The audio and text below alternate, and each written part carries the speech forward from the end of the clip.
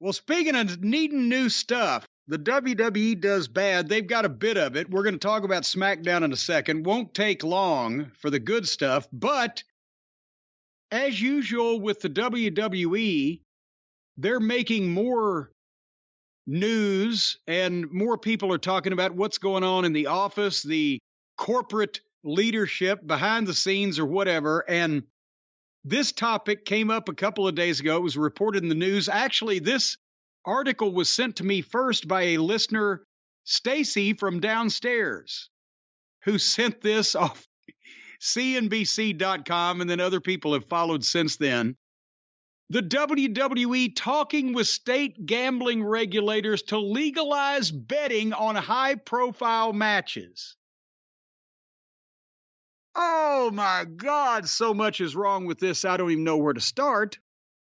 But let's start with some of the article. Brian, have you read this? Well, we can read it to the people anyway. I know you've kept up with some of it. CNBC, that's where your man Farber works, right? That's where David Faber works, and I actually saw this covered on the air, and then I also read the article, so I'm pretty up to date with at least their coverage of it. Well, folks, it says WWE is working with the accounting firm EY. I've wondered what Eric Young was doing these days. To secure scripted match results in hopes it will convince regulators there's no chance of results leaking to the public, said the people who asked not to be named because the discussions are private. Accounting firms PwC and EY, also known as Ernst & Young, have historically worked with award shows, including the Academy Awards and the Emmys, to keep results a secret. And I think they also worked with The Tonight Show for the Cornette, the Magnificent spots, right? When they had the answers in Funk and Wagnall's porch in a mayonnaise jar. Anyway, again, WWE executives have cited the Oscars betting as a template to convince regulators gambling on scripted matches is safe. And still, while Academy Awards voting results are known by a select few before they're announced publicly, they aren't scripted by writers. Even if regulators allow gambling, betting companies would have to decide if they're willing to place odds on WWE matches, even if it's legalized. And apparently they've already applied in Indiana. This was a deal on the news here because we're right across the river, but they're targeting Michigan, Colorado, and Indiana as potential states to pursue legalization. And the bottom line of this whole thing is, it says, if WWE succeeds in its bid to legalize gambling on matches, it could open the door for legalized betting on other guarded, secret, scripted events, such as future character deaths in TV series. And it would alter how matches are produced and how storylines are created. WWE executives have proposed that scripted results of matches be locked in months ahead of time. The wrestlers themselves wouldn't know whether they were winning or losing until shortly before a match takes place. For example, the WWE could lock the results of WrestleMania's main event months ahead of time, based on a scripted storyline that hinged to the winner of January's Royal Rumble.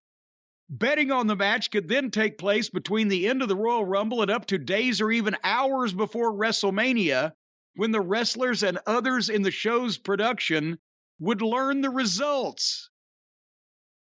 What the fuck? For one thing, how big is that circle of trust, Brian Last? Because before, if it was just Vince, well, then I'd say that there's a pretty good possibility that you could keep that a secret, because half the time he would change his mind. Or when he'd get feedback from somebody whining, I don't want to do the job. Or like when they just had Brock Lesnar kick one straight through the uprights, so he would get disqualified and wouldn't win, so he wouldn't be the one to work with Bray Wyatt. I don't think that one was planned out way in advance. What about, we just talked about the Rivals episode with Cena and Rock. When they decided to do that, You know, that deal was already in place. We're going to promote the first match for a year. You're going to win the first one, Rock. You're going to win the second one, Cena. And we're not going to do a third, and that way it's still even.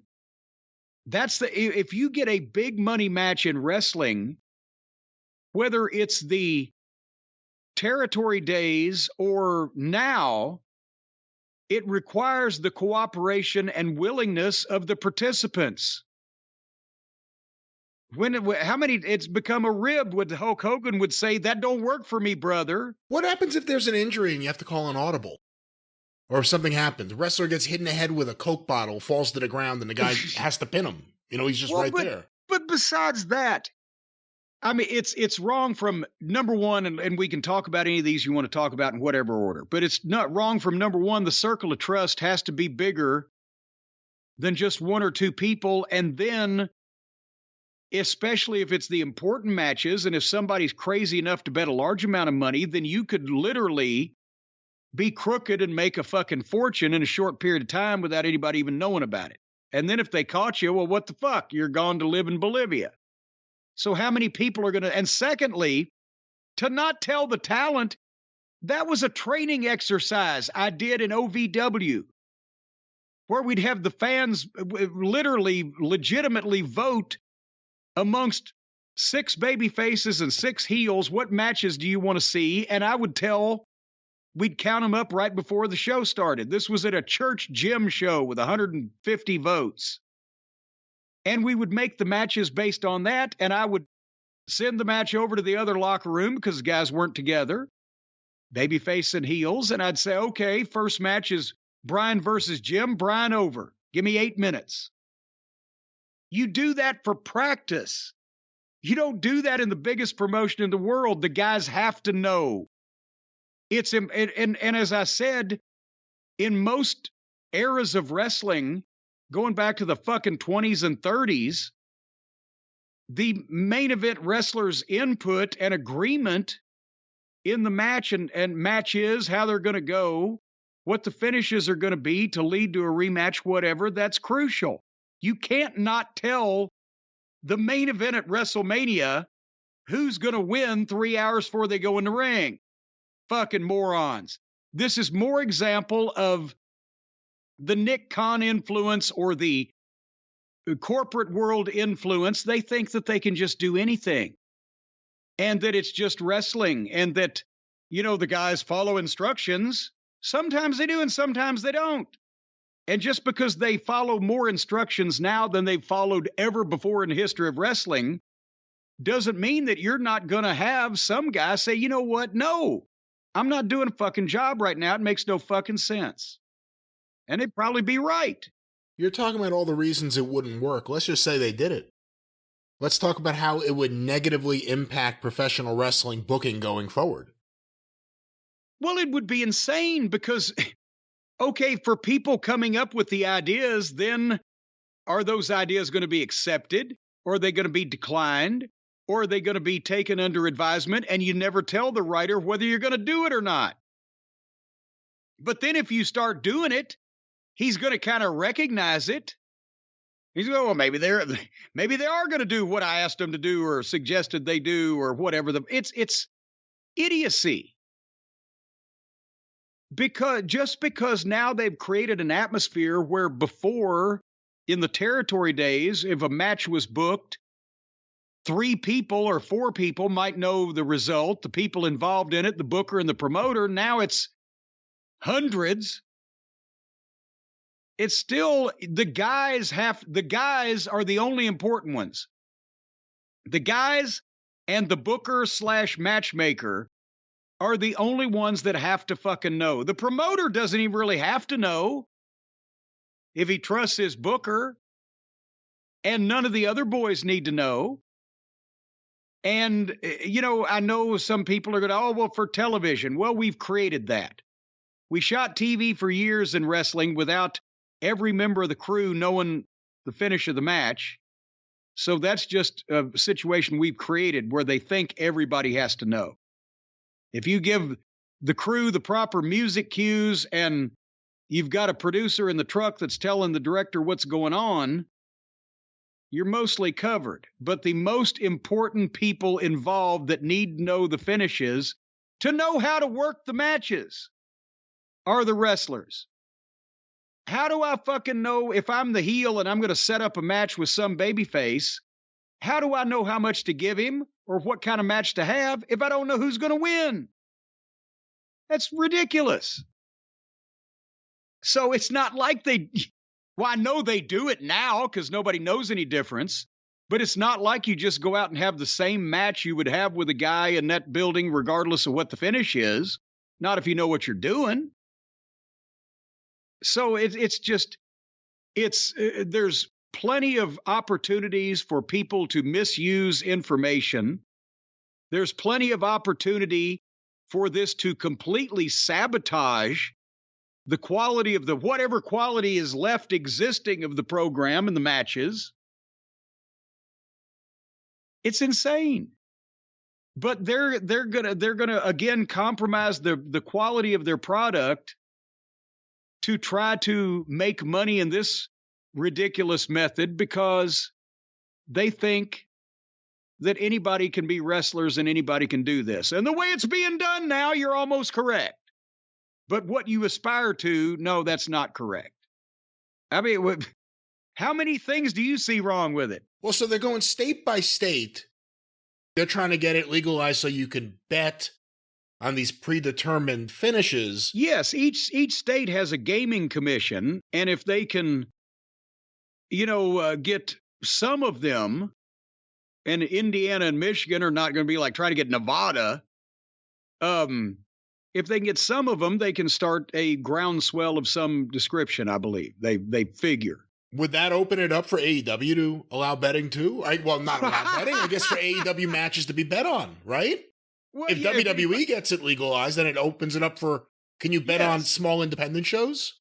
Technically, I think you would be able to, I guess, if anybody was willing or even knew it was happening. Who's regulating the finishes? Or is it just WWE? That's the thing. But here's the thing. If they're applying to the gaming commission, they're applying for themselves and not on behalf of all of professional wrestling. So that'll open up a can of peas there, but they're not trying to blaze the trail for everybody in the wrestling business for the love of the game. They just want to soak the suckers for money from their own production. Explain what you see the benefit of this for WWE as being. They're going to make money on people stupid enough to bet on shit that they've already decided what's going to happen. And the question is, you're not betting on the winner. You're betting on, do you know what they're going to do or not?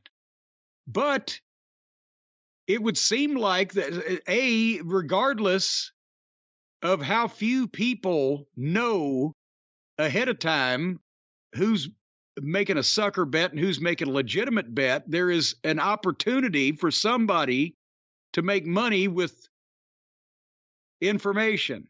And who can keep their mouth shut in the wrestling business anymore? So who would be in the circle of trust? How would those people be determined? Would it be every match or just the big matches? And then, I'm sorry, but if you're trying to tell me that two guys are going to go into the main event at WrestleMania and not know what the finish is till that day, I'm calling bullshit. And the referee. Well, the referee, no, that's in this day and age, the referees will do what they're told. But you're telling me that you're going to walk in and at 4:00 on the day of WrestleMania and say, Roman, I think we're going to have you drop the title tonight. No, it wouldn't be that. It wouldn't be that. It was, Roman, we haven't told you, but in this envelope, which has been guarded for the last 6 months, we wrote down the finish. And that's what they should film. Here it is. Here's what we wrote down 6 months ago. That's what they're saying. Yeah, well, that don't work for me, brother. And that's the thing. There is always, again, with the modern generation, they just like to do what they're told, except for the Brock. So that's why he draws a lot of money. I haven't worked with Roman Reigns. Don't know where he sits. John Cena, The Rock, Brock, Steve Austin, there would have been negotiations going on months beforehand if they wanted any of those guys to do a job at WrestleMania, and they would be starting to pitch them good reasons why it was the right thing to do and hope that some of those registered. It wouldn't be a deal where anybody expected to walk in Austin and Rock WrestleMania. Okay, guys, match goes in the ring 2 hours. Here's how we want it. Fuck you. If it's close to a group of people that doesn't include the wrestler, is the wrestler allowed to bet on the match? Could a guy bet on himself or bet on his opponent? Or against himself, yeah. Theoretically, possibly that could happen. And I don't fucking know because the whole thing's crazy. But again, it's insulting to the boys to just assume that if you have gotten to the point where you're a big enough star to be the main event at WrestleMania and that before that match is ever announced to the public, I'm not talking about the finish as far as, well, so-and-so is going to take a fucking weed whacker and so-and-so is going to have brass knucks and they're going to do this. Now I'm talking about who's winning. And is somebody dropping a fall? Those things are fucking known. To the talent, by the talent. Sometimes before they agree to have the goddamn match to begin with. And the match that would have more interest is not amongst, yes, I'm sure Sami Zayn to do whatever he's asked to do. And whoever, that's not the matches that's going to have the most interest. The match that would have the most interest is if Cena was in a main event or The Rock came back or Steve Austin was somehow involved or whatever. And those guys, and if Brock sticks around long enough to do another main event, you're going to have to convince them, whoever's losing, before you announce the match because you don't know whether they'll go for it or not.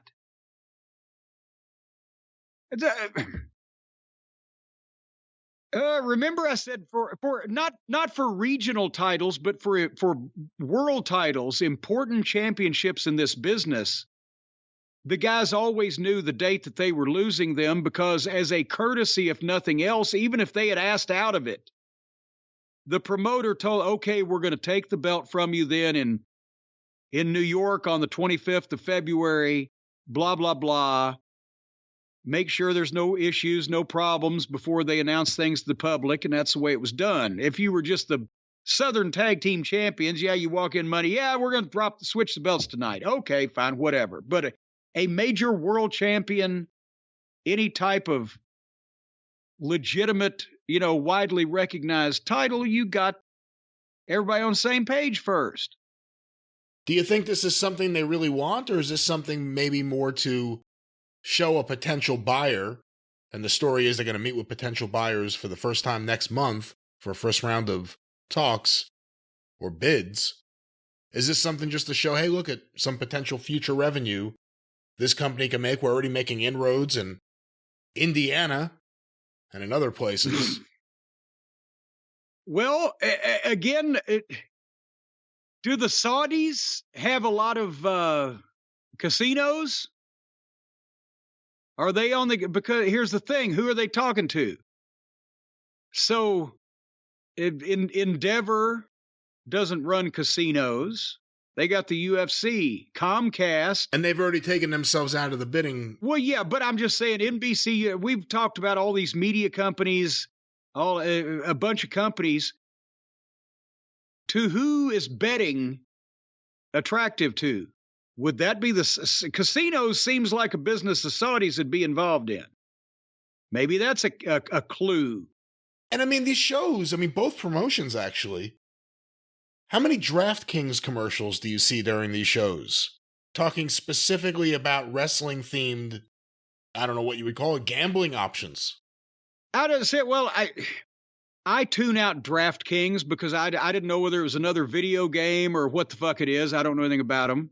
And I tune it out, but if it's betting of some description. It's gambling. It's a gambling site, yeah. All right, but are they gambling on AEW? Are they going to bet Pockets is going to win 25 in a row?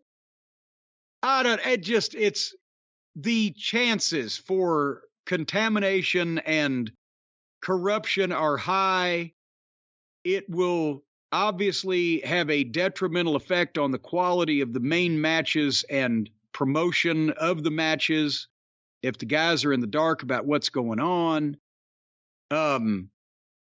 It's stupid to begin with because they're talking about what con game have you ever heard of that was successful in the history of the world where they talked about it being crooked to start out with?